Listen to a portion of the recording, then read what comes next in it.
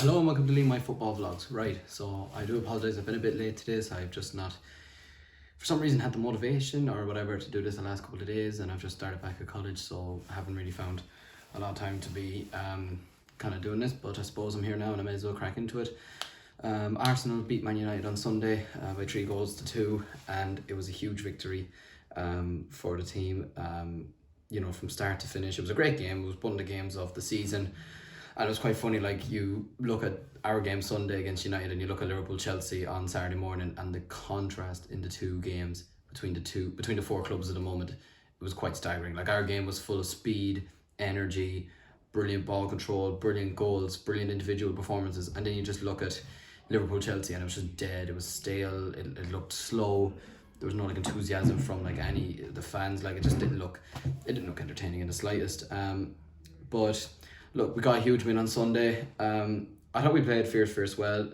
I know that like a lot of stats will say that we had a lot more shots or this that whatever, but it was still a very very tight game. United could easily have won that match.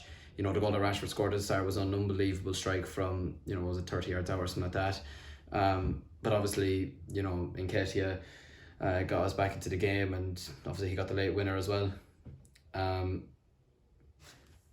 And obviously as well, Bukayo Saka's goal was just absolutely outrageous. It was absolutely brilliant. That lad has just been absolutely incredible this season. He has shown such maturity for someone who is, still very, very young and still has a long time to go before his prime like that. He's playing like a lad who's been playing for 10 years. He is absolutely terrific. Tore Luke Shaw to pieces in that game. And overall was just probably was our best player alongside the likes of Zinchenko. I thought was absolutely mesmerising in that game. He was up and down the flanks, his speed, his passion, his delivery was unbelievable. I thought Granit Xhaka deserves a lot of credit as well, not just for the assist for the first goal, but overall I thought he had a really, really solid game in midfield. He really stepped up for us, and he's really stepped up for us this season. He's been absolutely fantastic throughout the entirety of this season.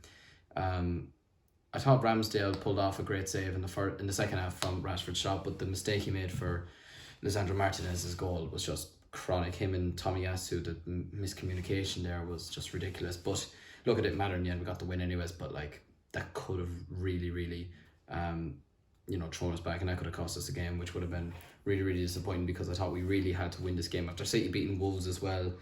And if we wanted to stamp our authority on the season, we had to win this game.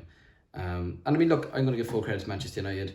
You think at the start of the season they were going absolutely nowhere. They still had problems with Ronaldo. They were losing 4-0 away to Brentford, and they lost home to Brighton opening game.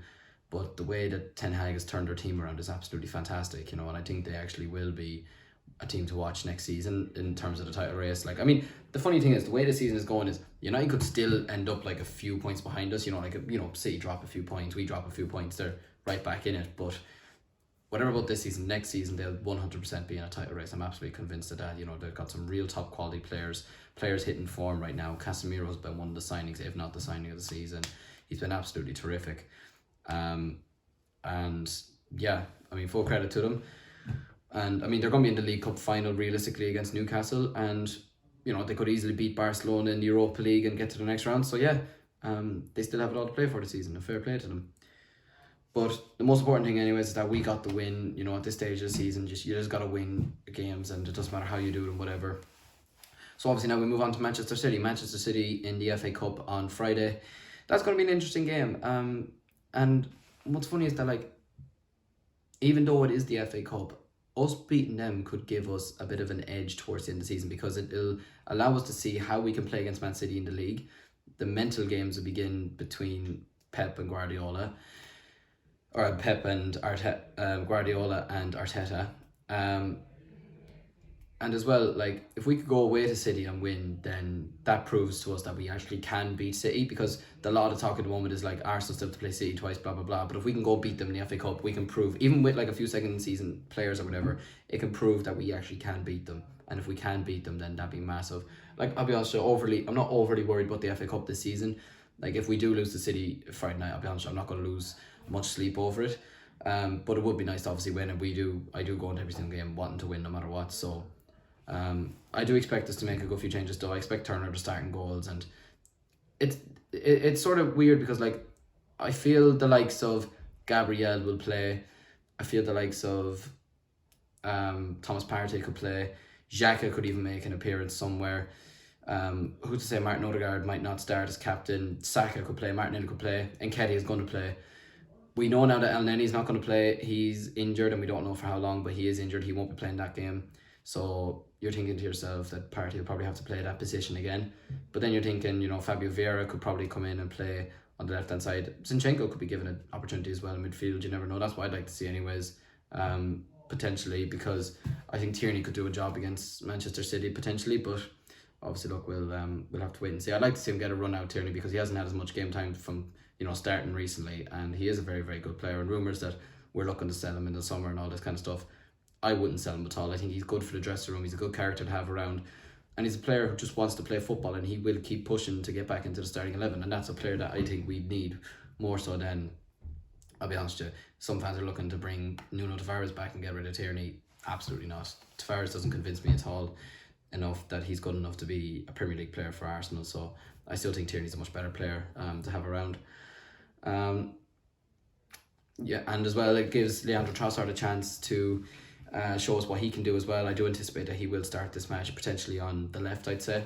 And it's a chance for him to show what he can do. He's already scored at the Etihad this season, and he scored against City a couple of seasons ago as well at home with Brighton.